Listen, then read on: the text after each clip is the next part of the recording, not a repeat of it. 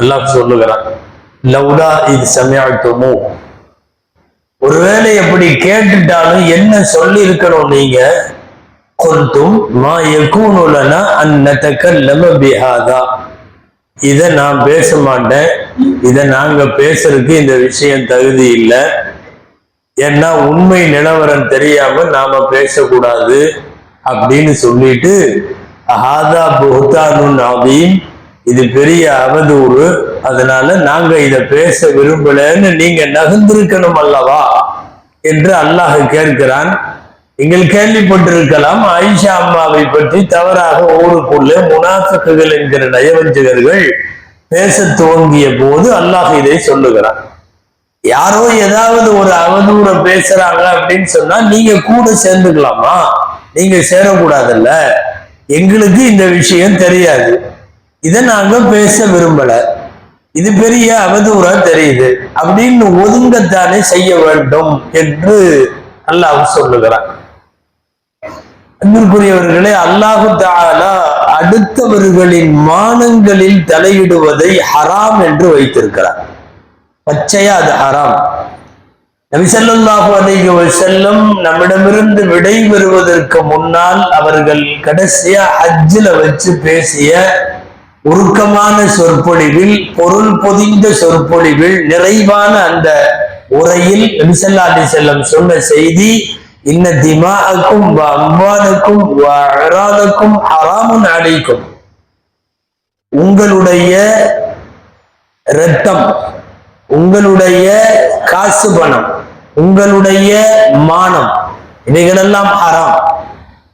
அடுத்தவர்களின் இரத்தத்தை ஓட்டுவது, கொலை செய்வது எப்படி குற்றமோ, அடுத்தவர்களின் காசை கை வைத்து எடுப்பது, திருடுவது, அபகரிப்பது எப்படி குற்றமோ, அடுத்தவர்களின் மானத்தில் தலையிடுவதும் அதே சம அளவு குற்றம்.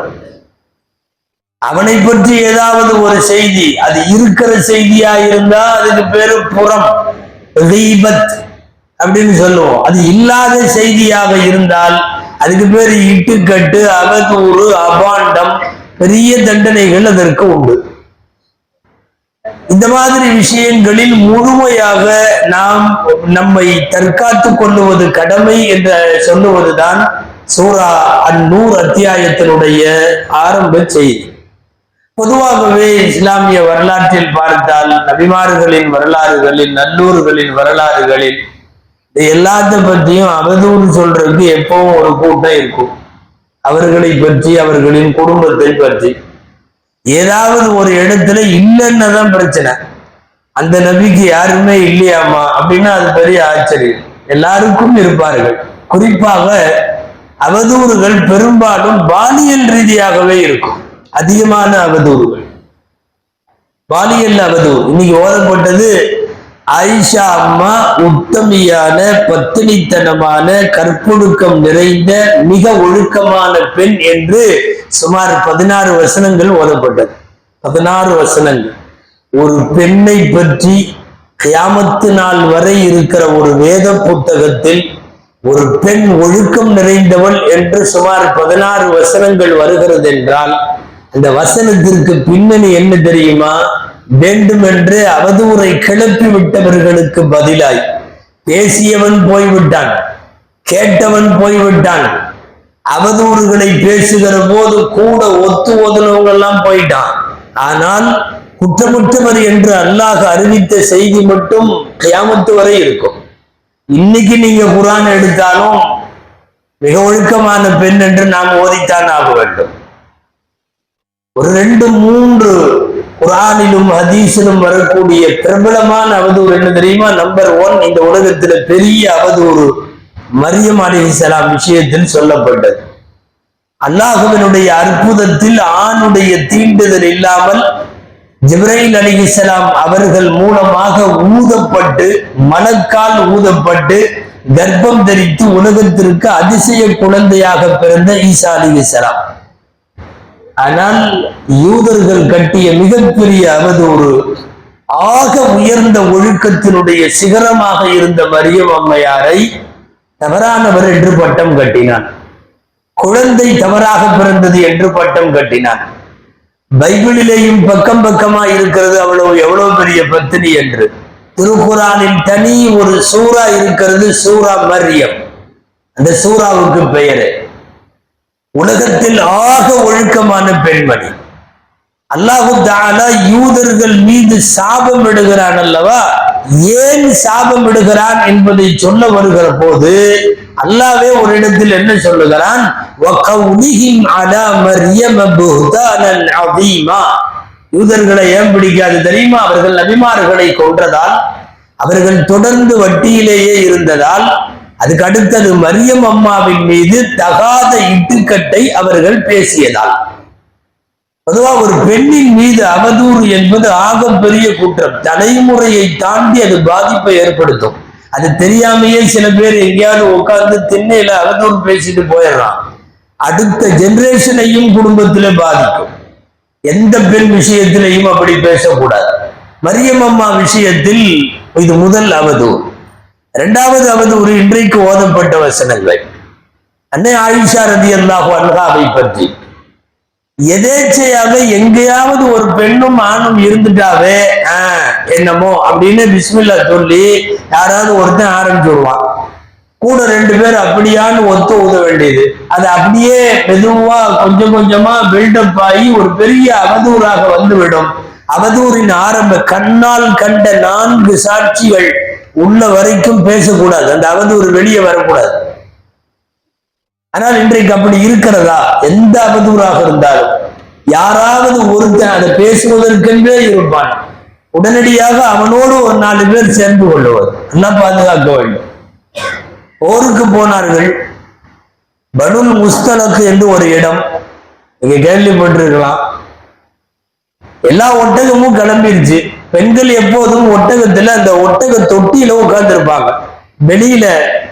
வெளியில தெரிகிற மாதிரி உட்கார மாட்டாங்க. அவங்களுக்கு அந்த ஒட்டகத்தினுடைய ஒரு ஒட்டக தொட்டின்னு சொல்லுவாங்க, ஹவுதஜும்பாங்க அரபியில. அதுல உட்கார்ந்து இருப்பாங்க தாய்மார்கள். ஆயிஷா ரலியல்லாஹு அன்ஹா ஆக சின்ன பெண், எடை குறைந்த பெண், பெரியவங்க எல்லாம் இல்லை. உள்ள இருக்கிறதா நினைச்சிட்டு ஒட்டகம் எடுக்கப்பட்டு விட்டது. வண்டி போயிடுச்சு, எல்லாரும் போயிட்டாங்க. விஷயம் என்னன்னா, கழுத்துல இருந்த செயின் காணவில்லை. ஆயிஷா ரலியல்லாஹு அன்ஹா போட்டிருந்தது.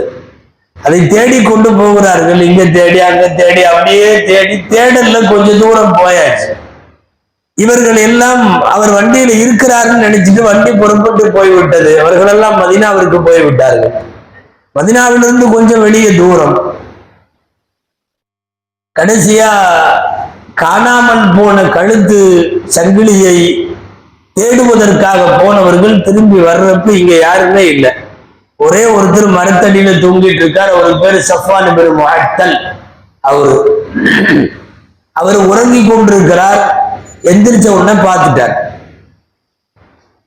அவர்கள் முழு ஹிஜாபோடு இருக்கிறார்கள். ஆனால் ஹிஜாபிற்கு முந்தைய ஹராம் என்ற ஹிஜாப் சட்டமாக ஆக்கப்படுவதற்கு முன்னாலே ஆயிஷாவை பார்த்தவர்கள். சஃப்வான் இப்னு முஅத்தல் உம்மஹாத்துல் முஃமினீன்களில் ரசூலுல்லாஹ்வுடைய மனைவிமார்களில் ஒருவர், உலகத்திற்கெல்லாம் தாய். அவர்கள் இப்படி ஆகிவிட்டார்கள். உடனடியாக ஒட்டகத்தை எடுத்துக்கொண்டு, நாம் சொல்லுவது ஆயிஷா ரலியல்லாஹு அன்ஹாவுடைய அறிவிப்பு, ஃபஅனாக ராஹிலத்தஹு மா கல்லம்துஹு வலா கல்லமனி வல்லாஹி. அல்லாஹ்வின் மீது சத்தியமாக ஒட்டகத்தை கொண்டு வந்து என்னிடத்தில் நிறுத்தி திரும்பி நின்று கொண்டார். நான் ஒட்டகத்தில் ஏறியதற்கு பிறகு அவர் அமராமல் பிடித்து கொண்டே மதீனா வரை நடந்து கொண்டு வந்தார். அல்லாஹுவின் மீது ஆணை, அவர் என்னோடு ஒரு வார்த்தை பேசவில்லை, நான் அவரோடு ஒரு வார்த்தை பேசவில்லை. மதீனா வந்தாச்சு. இது ஒண்ணு பத்தாதா? அங்க இருந்து இது வரைக்கும் ஒரு 7-8 கிலோமீட்டர் வந்திருக்கிறாங்க. ஒரு 7-8 கிலோமீட்டர் 2 பேரும் வந்திருக்கிறாங்க. அப்படிங்கிறப்போ ஊர்ல இதுக்குன்னு சில பேர் எப்பவுமே இருப்பான். ஏதாவது ஒரு விஷயத்தை, அதாவது கண்ணில் பார்க்காமல் ஏதாவது எங்காவது ஒருவரும் இன்னொருவரும் அங்கு நின்றிருந்தாலே அதை வேறு மாதிரி எல்லாம் சொல்லுவது. மதீனாவில முனாஃபிக்குகளின் தலைவன் ஒருத்தர் இருந்தான். அவன் தான் கிளப்பி விட்டான். இந்த செய்தி கிளப்பி விட இதுல பல பேர் சேர்ந்து கொண்டது எல்லாமே முனாஃபிக்குகள். பொதுவாகவே இந்த அவதூறு இட்டுக்கட்டு சொல்றவன்ட்ட நீங்க உலகத்துல எங்க தேடி பார்த்தாலும் அவன் கண்டிப்பா முனாஃபிக்குடைய அடையாளம் சிலதெல்லாம் அவன்கிட்ட இருக்கும். யார் அவதூறு சொன்னாலும் எல்லாம் பாதுகாக்கணும். எல்லா முனாஃபிக்குகள். ஒரு சில பேர் முஸ்லிம்களும் கேள்விப்பட்டவர்கள் அப்படியா என்றார்கள். இன்னைக்கு ஓதப்பட்டதுல அதான் சொல்றான். நீங்க அப்படி கேட்கலாமா? வாயில கேட்ட உடனே என்ன சொல்லி இருக்கணும்? நீங்க மா யகூனு லனா அன் நதகல்லம பிஹாதா, நாங்கள் இதை பேச மாட்டோம். இது சுப்ஹானக ஹாதா புஹ்தானுன் அதீம், சுப்ஹானல்லாஹ், இது பெரிய இட்டுக்கட்டா தெரியுதுன்னு சொல்லி இருக்கணும் நீங்க அப்படின்னு சொல்லி அல்லாஹ் கண்டிக்கிறார். இரண்டாவது அவதூறு. ஆண்களிலே ஹஜ்ரத் மூசா அலைஹிஸ்ஸலாமினுடைய மறைவிடம் சம்பந்தமாக, அவர்களினுடைய மர்ம இடம் சம்பந்தமாக அவதூறை கிளப்பிவிட்டு அந்த செய்தி ஊரெல்லாம் பரவ அதிலே ஒரு மகிழ்ச்சி பல பேருக்கு ஏற்பட்டது. எல்லாம் அந்தந்த காலத்திலே வாழ்ந்த முனாஃபிக்குகள், ஒண்ணுமே இல்லை. மரியமை இட்டுக்கட்டு சொன்ன போதும், அதே மாதிரி ஆயிஷா அம்மாவை சொன்ன போதும், மூசா அலைஹிஸ்ஸலாமினுடைய காலத்திலே சொன்ன போதும் எல்லாம் முனாஃபிக்குகள். இட்டுக்கட்டு என்பது சொல்லால் செயலால் அடுத்தவர்களுடைய மானத்திலே தலையிடுவது. மானத்துல தலையிடுவது பச்சையா ஹராம். இந்த அவதூறு இட்டுக்கட்டுல மட்டும் ஒரு ஸ்பெஷல் இருக்கு. அல்லாட்ட ஒரு தண்டனை என்னன்னா, அவதூறு சொன்னவனுக்கு அவன் குடும்பத்திலோ அவன் வம்சத்திலோ அல்லாஹ் அதை கொண்டு நிறுத்தி விடுவான். எல்லாம் பாதுகாக்கணும். யாரை பத்தியாவது பேசணும்னா ஆதாரம் இல்லாமல் நேரடியாக காணாமல் வெறுமனே ரெண்டு பேர் ஒரு இடத்துல நின்றிருப்பதை வைத்துவிட்டு தவறாக சித்தரித்து, அதுவும் இந்த காலத்துல இந்த சோசியல் மீடியா இருக்கா, ஏதாவது ரெண்டு வரிய பிஸ்மில்லான்னு எழுதி போட்டு அவன் போயிடுவான். அதை ஒட்டி சில பேர் வருவானுங்க வரிசையா, அந்த ரெண்டு வரிக்கு விரிவுரை எழுதுவான். அவன் அல்லாஹு அக்பர், எக்கச்சக்கமாக, அதாவது கழிவறை சுவர்கள் மாதிரி ஆயிடுச்சு இன்னைக்கு உள்ள வாட்ஸ்அப் குரூப்புகளும் பேஸ்புக்குகளும். இஷ்டத்துக்கு எதையாவது எழுத வேண்டியது. அப்படி யாராவது ஒரு அவதூறை சாட்சிகள் இல்லாமல் அப்படி பேசுகிற போது அந்த இட்டு கட்டுறதுக்கு கூடி என்ன தெரியுமா? ரப்பு அவனுக்கோ அவன் குடும்பத்துக்கோ அவனுடைய அடுத்த தலைமுறைக்கோ நிச்சயமாக ஆனால் காட்டுவான். அப்படி ஒரு மானக்கேட்டை அவமானத்தை சந்திக்கிற சூழ்நிலைகளை ஏற்படுத்தி விடுவான். நம்ம வெறுமனே பாலியல் சார்ந்து மட்டும் இல்லை, எந்த அவதூறா இருந்தாலும் சரி, ஒருத்தர் சொல்லாததை சொன்னதாக பரப்புவது, ஒருத்தர் செய்யாததை செய்ததாக பரப்புவது, இதெல்லாமே அவதூறுகள்ல சேரும். சொல்லாத செய்திகளை யாரையாவது ஒருத்தர் பெரிய மார்க்க மேதை அல்லாமா இப்னு சீரின் ரஹிமஹுல்லா ஒரு 2-3 நாளைக்கு முன்னாடி பயான்ல சொன்னோம். அனஸ் ரலியல்லாஹு அன்ஹுக்கு அவங்கதான் குளிப்பாட்டினாங்கன்னு சொன்னோம். நீங்க கவனிச்சிருக்க கூடும். அவங்க அப்ப ஜெயில இருந்தாங்கன்னு சொன்னோம். ஜெயில இருந்து அனஸ் ரலியல்லாஹு அன்ஹுவை குளிப்பாட்டிட்டு அவங்க ஜெயிலுக்கு போயிட்டாங்க அப்படின்னு நம்ம சொன்னோம் இல்லையா? 40 வருஷத்துக்கு முன்னாடி அவங்க சொல்றாங்க, ஒருத்தனை பார்த்து முஃப்லிஸ்ன்னு கூப்பிட்டேன் நானு. முஃப்லிஸ்னா ரொம்ப காசு இல்லாதவன், பரம ஏழை, ஒண்ணுக்காகாதவன். சில பேர் ஒரு காசும் இல்லாதவங்களை கிண்டல் பண்ணுவாங்கல்ல, அவன் கிடக்குறான் பஞ்சப்பராரி அப்படிங்கிற மாதிரி ஒரு வார்த்தை, அல்லது ஏதோ ஒரு வார்த்தை. காசு இல்லாதவங்கிறத திட்டுற மாதிரி பேசியிருக்கிறாங்க அல்லாமா இப்னு சீரின். அவங்களே சொல்றாங்க, 40 வருஷத்துக்கு பின்னாடி அதே காசு இல்லாமல் கடன் திருப்ப கொடுக்க முடியாததற்காக ஜெயிலுக்கு போனார்கள் அல்லாமா இப்னு சீரின். ஆச்சரியம் என்ன தெரியுமா? ஜெயிலில் தான் வஃபாத்தானார்கள். உலகத்தில் அவர்கள் வாழுகிற காலத்தில் அவர்களும் ஹசன் பஸ்ரி அவர்களும் இந்த 2 பேர்த்தை விட பெரிய ஆளுங்கள் உலகத்திலேயே இல்லை. மிகப்பெரிய ஆன்மீகவாதிகள். 40 ஆண்டுகள். அவர் சொல்றது, அவங்களே எழுதுறது, முகமது இப்னு சீரின் ரஹிமஹுல்லாஹ், நான் எனது இள வயதில் ஒருவரை இப்படி பேசினேன், அந்த பேச்சுக்கு அல்லாஹ் என்ன அப்படியே என் வாழ்க்கையில கொண்டு விட்டு விட்டான். நான் எதற்காக பேசினேனோ, என்ன விஷயத்தை முன்வைத்து ஒருவரை திட்டினேனோ, அதே விஷயத்திற்காக இதோ நான் இப்போது சிறையில இருக்கிறேன் என்று முகமது இப்னு சீரின் ரஹிமஹுல்லாஹ் அவர்கள் சொல்லுவதை பார்க்கிறோம். மேராஜினுடைய ஹதீசுகள்ல வரும் நரகத்தினுடைய பல்வேறு காட்சிகளை பெருமானாருக்கு காட்டப்படுகிற போது நரகத்தில் சில பேருடைய நகங்கள் செம்பு நகங்களாக இருந்தது. செம்பு நகம் இல்லாம உலோகத்தால் ஆன அந்த நகம் இருந்தது. தங்கள் முகத்தை தாங்களே கிழித்துக் கொள்ளுகிறார்கள், தங்கள் நெஞ்சிலையும் கிழித்துக் கொள்ளுகிறார்கள். லகும் அதுஃபாரும் மின் நுஹாஸின், செம்பாலான நகங்களை கொண்டு உடலை கீறி கொள்ளுகிற, ரத்தம் வருகிற அளவு கீறி கொள்ளுகிற இவர்கள் யார் என்று நான் ஜிப்ரீல் இடத்திலே கேட்டேன். இவர்கள் அடுத்தவனுடைய மானத்திலே தலையிட்டவர்கள். இவர்களுக்கு அல்லாஹ் இப்படி தண்டனை வைத்திருக்கிறான். அடுத்தவர்களின் மான பிரச்சனைகளில் தலையிடுவர். நீங்க மான பிரச்சனை அப்படின்னு சொன்னா வெறுமனே பாலியல் சார்ந்து மட்டும் யோசிக்க வேண்டாம். எந்த ஒருவர் சொல்லாததை சொன்னதாகவோ செய்யாததை செய்ததாகவோ இந்த அவதூறுகளை பரப்புவதற்கு நம் பேச்சோ நம் எழுத்தோ நம் கருத்தோ ஒருபோதும் காரணமாகிவிடக்கூடாது.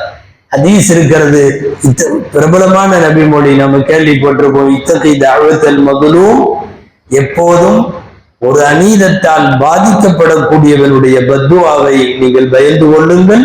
லைஸ பைனஹு வ பைனல்லாஹி ஹிஜாப், அல்லாஹ்வுக்கும் அந்த பாதிக்கப்பட்டவனின் துஆவுக்கும் இடையில திரை கிடையாது, இடையில தடை கிடையாது. யாராவது ஒருவரை பற்றி பேசுகிறோம், அவர் அல்லாஹ்விடத்திலே கையேந்துகிறார். உண்மையாகவே அவதூறாக பரப்பினால், இட்டுக்கட்டாக இருந்தால் அவருக்கும் அல்லாஹுவுக்கும் இடையில அந்த துஆவுக்கு தடையே கிடையாது என்றால் பிறரை பற்றி பேசுகிற விஷயங்கள்ல யோசிக்க வேண்டும். ஏதாவது ஒரு காட்சி நமக்கு கண்டிக்கப்படுகிறது, ஒரு நபரை பற்றி வைத்துக் கொள்வோம், ஒரு நபரை பற்றி, ஒருவேளை அது உண்மையாக இருந்தாலும் பேச வேண்டாம், பரப்ப வேண்டாம் என்கிறது மார்க்கம். இப்ப உண்மையே இல்லாதத இப்படி இருக்குமோ அப்படின்னு ஒரு கேள்வி ஒரு போட்டு விடுவார். அந்த கேள்வியில தான் எல்லாரும் வருவாங்க. நிறைய பேர் அப்படியா அப்படியா அப்படியா என்று நிறைய பேர் அதிலே சேர்ந்து கொண்டு தவறை கட்டமைப்பது இது மிகப்பெரிய பாவம். குறிப்பாக இதை துவக்கி வைப்பவன் பெரிய தண்டனைக்குரியவன். அல்லாஹ் பாதுகாக்க வேண்டும். வாயினால் செய்யக்கூடிய ஏராளமான தவறுகளில் ஒரு பெரிய தவறு, அல்லாஹ் இன்றைக்கு ஓதப்பட்ட சூரா நூறில் ஒரு பக்க அளவில் இந்த அவதூறுகளை குறித்து பேசுகிறான். அல்லாஹு ஜல்லஷானஹு தஆலா நம்மை, நம்முடைய குடும்பத்தை, சந்ததிகளை அடுத்தவர்களுடைய மானங்களில் தலையிடுவதிலே இருந்து அல்லாஹ் நம்முடைய நாவுகளையும் நம் கைகளையும் நம்முடைய உறுப்புகளையும் அல்லாஹ் பாதுகாப்பானாக. ஆமீன். ரப்பனா தகப்பல் மின்னா ஸலாத்தனா வ ஸியாமனா வ கியாமனா வ ருகூஅனா வ சுஜூதனா வ ததர்ருஅனா வ தخشعنا وتمم تقصير أعمالنا يا رب العالمين. وصل وسلم على سيدنا محمد وآله وصحبه أجمعين والحمد لله رب العالمين. صلى الله على محمد صلى الله عليه وسلم. صلى الله على محمد صلى الله عليه وسلم. صلى الله على محمد يا ربي صل وسلم.